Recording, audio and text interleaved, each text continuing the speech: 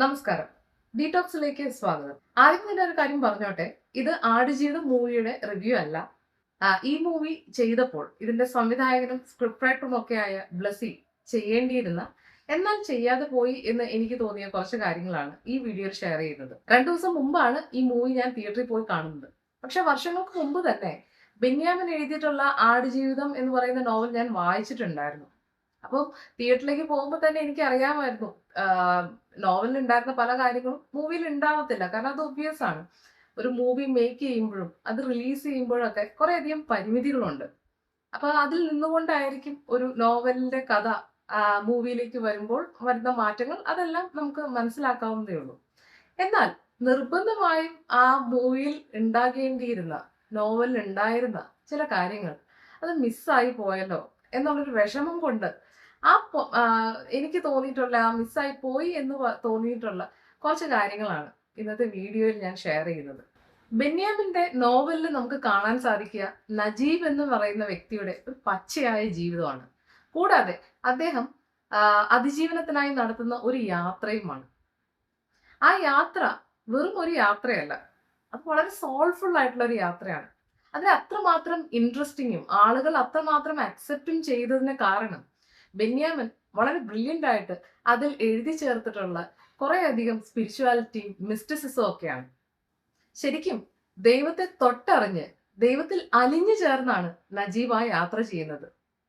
ആ അലിഞ്ഞു ചേരൽ നജീബിന്റെ മാത്രം അനുഭവമല്ല, അത് വായിക്കുന്ന ഓരോ ആളുകൾക്കും ആ അനുഭവം ഫീൽ ചെയ്യും. അതുകൊണ്ടാണ് ആ ബുക്ക് അത്ര അധികം അക്സെപ്റ്റൻസ് കിട്ടുകയും ഈവൻ ആഘോഷിക്കപ്പെടുക പോലും ചെയ്തത് എന്ന് നമുക്ക് പറയാൻ സാധിക്കും. കുറെ അധികം സ്പിരിച്വൽ മെസ്സേജസും ഫിലോസഫിക്കൽ ഇൻസൈറ്റ്സും ഒക്കെ നമുക്ക് ആ ബുക്ക് വായിക്കുന്നതിലൂടെ അനുഭവിക്കാൻ സാധിക്കും. നമ്മൾ ജീവിതത്തിൽ അങ്ങനെ വീണു പോയാൽ തിരിച്ച് എഴുന്നേറ്റ് നിൽക്കാൻ നമുക്ക് കെൽപ്പ് തരും വിധത്തിലുള്ള മെസ്സേജസ് വരെ ബെന്യാമിന്റെ ആടുജീവിതം എന്ന നോവൽ നമുക്ക് സമ്മാനിക്കുന്നുണ്ട്. നോവലിൽ നജീബ് ദൈവത്തോട് നിരന്തരം സമ്മതിക്കുന്ന ഒരാളാണ്. തന്റെ ജീവിതത്തെക്കുറിച്ച്, എക്സിസ്റ്റൻസിനെ കുറിച്ച്, വിധിയെക്കുറിച്ച്, ഭാവിയെക്കുറിച്ചൊക്കെ ദൈവത്തോട് സംസാരിച്ചു കൊണ്ടേയിരിക്കുന്ന ഒരാൾ. ഈ സംവാദങ്ങളൊക്കെ നജീബിൽ ഒരു സ്പിരിച്വൽ അവേക്കനിങ്ങും സ്പിരിച്വൽ എവല്യൂഷനൊക്കെ കൊണ്ടുവരുന്നതായിട്ട് നമുക്ക് തിരിച്ചറിയാൻ സാധിക്കും. എന്നാൽ മൂവിയിലേക്ക് വരുമ്പോൾ ഈ മിസ്റ്റിസിസവും ഈ സ്പിരിച്വാലിറ്റിയും എല്ലാം പെരിയോനെ എന്ന പാട്ടിലും നിസ്സാരമായ ചില സീൻസിലും ഒക്കെയായി ഒതുക്കിക്കളഞ്ഞതായിട്ട് നമുക്ക് തോന്നും. സംവിധായകൻ ഇത് ഒഴിവാക്കിയതിലൂടെ നോവലിന്റെ ആത്മാവിനെ തന്നെയാണ് സിനിമയിലേക്ക് എടുക്കാതെ ഒഴിവാക്കി കളഞ്ഞത്. അതുകൊണ്ട് തന്നെയാണ് ആ ബുക്ക് വായിക്കുമ്പോൾ ആളുകൾക്ക് കിട്ടുന്ന ഒരു എക്സ്പീരിയൻസ്, ആ ഒരു കണക്ട് സിനിമ കാണുമ്പോൾ കിട്ടാതെ പോയത്. ഈ ഇടയ്ക്ക് ഇറങ്ങിയ മറ്റൊരു മൂവിയാണ് മഞ്ഞുമൽ ബോയ്സ്.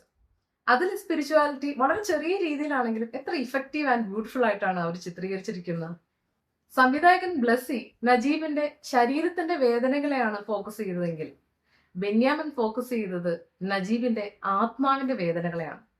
അതാണ് ഈ നോവലും സിനിമയും തമ്മിലുള്ള ഏറ്റവും വലിയൊരു അന്തരമായി എനിക്ക് തോന്നിയത്.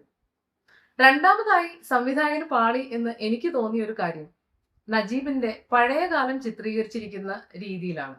അതിനെക്കുറിച്ച് കൂടുതലായി പറയണമെങ്കിൽ റെഫറൻസ് ആയി എനിക്ക് മറ്റൊരു മൂവി പറയേണ്ടി വരും. കിരീടം എന്ന പണ്ടത്തെ മോഹൻലാൽ സിനിമ. ആ സിനിമയിൽ മോഹൻലാലിന്റെ ക്യാരക്ടറായ സേതുമാധവൻ അനുഭവിച്ച സ്ട്രഗിൾസ് ഒക്കെ നജീബിന്റെ സ്ട്രഗിൾസ് ആയിട്ട് കമ്പയർ ചെയ്യുമ്പോൾ തുലോം തുച്ഛമാണ്. എന്നാൽ കിരീടം കണ്ട് കണ്ണ് നിറഞ്ഞ് തിയേറ്ററിൽ നിന്ന് ഇറങ്ങിയിട്ടുള്ള ആളുകളാണ് നമ്മളിൽ പലരും. അതേസമയം നജീബിന്റെ യാത്ര എത്ര പേരുടെ കണ്ണ് നിറയിച്ചിട്ടുണ്ടെന്ന് ചോദിച്ചു കഴിഞ്ഞാൽ വളരെ കുറച്ച് ആളുകളുടെ കണ്ണേ നിറയിച്ചിട്ടുള്ളൂ എന്ന് അൺഫോർച്ചുനേറ്റ്ലി പറയേണ്ടി വരും. കിരീടത്തിലെ സേതുമാധവന്റെ പാസ്റ്റ്, അതായത് അവരുടെ സ്ട്രഗിൾസ് തുടങ്ങുന്നതിന് മുൻപുള്ള ഒരു കാലം ചിത്രീകരിച്ചിരിക്കുന്നത് സേതുമാധവനെ നമുക്ക് വളരെ പ്രിയപ്പെട്ടവനാക്കുന്ന രീതിയിലാണ്. നമുക്ക് വളരെ ക്ലോസ് ആയിട്ട് ഫീൽ ചെയ്യും സേതുമാധവന്. അതുകൊണ്ടാണ് പിന്നീട് അയാൾക്ക് സ്ട്രഗിൾസ് തുടങ്ങുമ്പോൾ അയാളെക്കാൾ കൂടുതലായിട്ട് നമ്മൾ ആ സ്ട്രഗിൾസിൽ വിഷമിക്കേണ്ടി വരുന്നത്. എന്നാൽ നജീബിന്റെ പഴയകാലം ചിത്രീകരിച്ചിരിക്കുന്നതിൽ വളരെ പൊള്ളയായ രീതിയിലാണ്. ഒട്ടും കാമ്പില്ലാതെ വളരെ സർഫസ് ലെവലിലാണ് അയാളും അയാളുടെ ഭാര്യയായിട്ടാണെങ്കിലും അയാളും അയാളുടെ അമ്മയായിട്ടാണെങ്കിലും ഒക്കെയുള്ള റിലേഷൻഷിപ്സ് പോർട്രേ ചെയ്തിരിക്കുന്നത്. ഇതുകൊണ്ട് തന്നെ നമുക്ക് ആ ക്യാരക്ടറിനോട് ഒരു ക്ലോസ്നെസ് ഫീൽ ചെയ്യത്തില്ല, ഒരു ഇന്റിമസി നമുക്ക് ഫീൽ ചെയ്യത്തില്ല. ആ ഏരിയയൊക്കെ കുറച്ചും കൂടി ഒന്ന് ടേക്ക് കെയർ ചെയ്തിരുന്നെങ്കിൽ, കുറച്ചും കൂടി ഒരു ഹാർട്ട് ടച്ചിങ് ആയിട്ടുള്ള ഒരു ഇമോഷണൽ ആയിട്ടുള്ള ഒരു അറ്റാച്ച്മെന്റ് അമ്മയായിട്ടും വൈഫായിട്ടും ഒക്കെ അത് ഡെവലപ്പ് ചെയ്ത് കാണിക്കാനായിട്ട് സാധിച്ചിരുന്നുവെങ്കിൽ പിന്നീടുള്ള കാലം കാണിക്കുമ്പോൾ നജീബിന്റെ ഓർമ്മകൾ കാണിക്കുമ്പോൾ ആ നജീബ് അവരെയൊക്കെ മിസ് ചെയ്യുന്നതായിട്ട് കാണിക്കുമ്പോൾ നമുക്കും വളരെയധികമായിട്ട് ആ ഒരു വിഷമം ഫീൽ ചെയ്തേനെ. ഇതെല്ലാം ഇതിൻ്റെ അകത്ത് മിസ്സായതായിട്ട് എനിക്ക് തോന്നുന്നു. മൂന്നാമതായി എനിക്ക് തോന്നിയൊരു കാര്യം, നജീബിന് സ്വാഭാവികമായും ആളുകളോട് തോന്നേണ്ട ഒരു ഇന്റിമസിയും അല്ലെങ്കിൽ ഒരു ബോണ്ടും ഉണ്ട്. അവിടെ ഓട്ടോമാറ്റിക്കലി ക്രിയേറ്റ് ആകപ്പെടേണ്ട ഒരു ബോണ്ട് ഉണ്ട്, പേഴ്സണൽ ബോണ്ട്. അതൊക്കെ സിനിമയിൽ മിസ് ഔട്ട് ആയതായിട്ട് തോന്നി.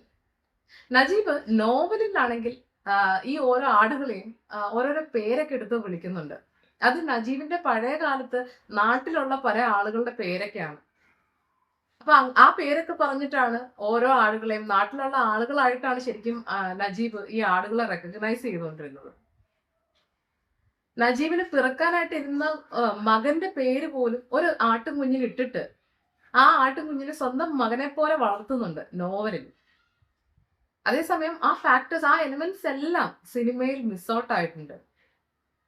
ഇതൊക്കെ അല്ലായിരുന്നോ ഈ നോവലിന്റെ ശരിക്കുമുള്ള ആ ഒരു എസൻസ് എന്ന് പറയുന്നത്? എന്തുകൊണ്ടാണ് അത് സംവിധായകൻ സിനിമയിലേക്ക് എത്തിയപ്പോൾ അല്ലെങ്കിൽ സിനിമ എടുത്തപ്പോൾ എന്തുകൊണ്ടാണ് അതൊക്കെ അവോയ്ഡ് ചെയ്തതെന്ന് സത്യം പറഞ്ഞാൽ എന്നെ വിഷമിപ്പിച്ചൊരു ക്വസ്റ്റ്യനാണ്. സിനിമയിൽ മിസ് ഔട്ട് ആയി പോയി എന്ന് എനിക്ക് തോന്നിയ കുറച്ച് കാര്യങ്ങൾ മാത്രമാണ് ഞാൻ ഈ വീഡിയോയിൽ പറഞ്ഞിട്ടുള്ളത്. സിനിമയിൽ ഉള്ള tons and tons of positive വശങ്ങൾ ഒന്നും ഞാൻ പറഞ്ഞിട്ടില്ല. അത് മനഃപൂർവ്വമാണ്. സിനിമ ഇറങ്ങിയിട്ട് ഇപ്പൊ ഇത്രയും നാളുകളായി. ഇതിനോടകം തന്നെ പല മൂവി റിവ്യൂവേഴ്സും ഇതിന്റെ പോസിറ്റീവ് വശങ്ങളെല്ലാം വാതോരാതെ സംസാരിച്ചിട്ടുണ്ട്. അതൊക്കെ ഇതിനോടകം നിങ്ങൾ കേട്ടിട്ടും ഉണ്ടാകും. ഇല്ലെങ്കിൽ തന്നെ മൂവി തിയേറ്ററിൽ പോയി നിങ്ങൾ കാണുമ്പോൾ നിങ്ങൾക്ക് അത് എക്സ്പീരിയൻസ് ചെയ്യുവാൻ സാധിക്കും. ഇതിൻ്റെ അകത്ത് ഇഷ്ടംപോലെ പോസിറ്റീവ് ഘടകങ്ങളുണ്ട്. ഈ ഞാൻ പറഞ്ഞ ഈ വളരെ ചെറിയ രീതിയിലുള്ള കുറച്ച് കാര്യങ്ങൾ മാത്രമേ ഇതിൻ്റെ അകത്ത് ഒഴിവായി പോയിട്ടുള്ളൂ എന്ന് എനിക്ക് തോന്നിയിട്ടുള്ളൂ. Otherwise it's an excellent movie. നിങ്ങൾ നിർബന്ധം തിയേറ്ററിൽ തന്നെ പോയി കാണേണ്ട ഒരു സിനിമയാണ്. തിയേറ്റർ എക്സ്പീരിയൻസ് അത് ഡിഫറെന്റ് തന്നെയാണ്. അപ്പോൾ ഒരു കാരണവശാലും OTT-യിൽ എത്തിയിട്ട് കാണാം എന്ന് പറഞ്ഞ് മാറ്റിവെക്കേണ്ട ഒരു സിനിമയല്ല. തിയേറ്ററിൽ തന്നെ പോയി കാണുക. അടുത്ത വീഡിയോയുമായി കാണുന്നവരെ ഗുഡ് ബൈ.